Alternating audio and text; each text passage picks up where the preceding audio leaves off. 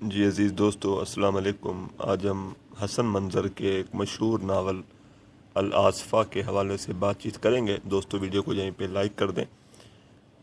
الآصفہ novel 2002 میں شائع ہوا۔ دوستو اردو ادب میں برصغیر پاک و ہند کی تہذیبی، سماجی، معاشی اور مذہبی صورتحال کی عکاسی کے حوالے سے بے شمار ناول جو ہیں وہ موجود ہیں۔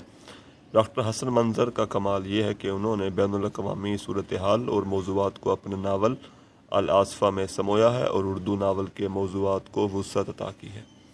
الآصفہ کا پس منظر عرب تہذیب ہے اور اس ناول میں ایک عرب ملک کی تہذیب و ثقافت اور سیاسی صورتحال کی عکاسی کی گئی ہے۔ خاص طور پر عرب کے بدوؤں کی زندگی پر یہ باکمال ناول ہے۔ ڈاکٹر ممتاز احمد خان اپنی کتاب آزادی کے بعد اردو ناول میں لکھتے ہیں، الآصفہ 2002 عرب پس منظر میں لکھا ہوا ناول ہے، جو کہ ماجرائی لحاظ سے اس لیے منفرد نظر آتا ہے کہ اس میں ایک عرب ملک جو کہ تیل کی دولت سے مالا مال ہے کہ سماجی، معاشرتی، سیاسی، تہذیبی اور ثقافتی زندگی کا عکس نظر آتا ہے۔ دوستو ناول کی کہانی ایک راوی زید بن ابن سعید کی مصنف کو بیان کرتا ہے۔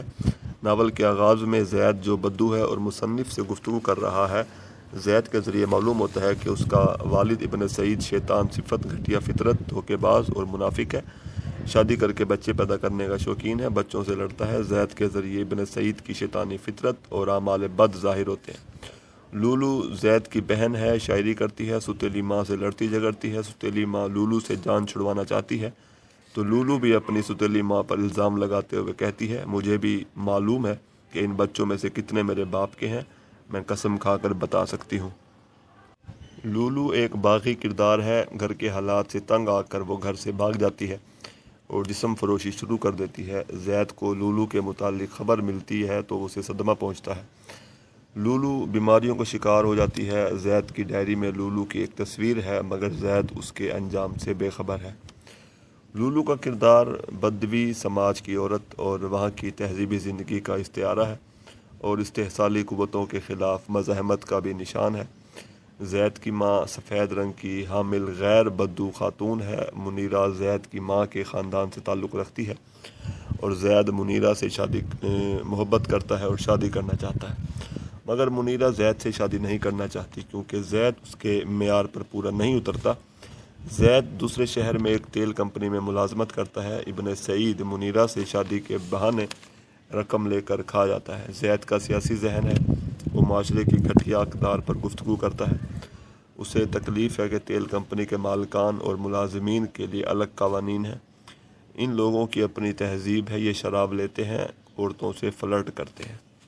زید جو ہے وہ ایک حقیقت بیان کرتے ہوئے کہتا ہے، اس بندرگاہ میں حکم انگریزوں کا چلتا ہے، اس لیے افسروں کو پینے کے لیے ہفتہ وار کوٹا ملتا ہے اور چھپ کر پینا جائز سمجھا جاتا ہے۔ زید ملکی قوانین پر تنقید کرتا ہے، سزاؤں کے نظام پر اعتراض کرتا ہے، پولیس کو نشانہ بناتا ہے جو زبردستی دکانیں بند کروا کے نماز ادا کرواتی ہے۔ عورتیں عبایا یا برقع پہنتی ہیں مگر اندر سے یہ مغربی لباس میں ملبوس ہوتی ہیں۔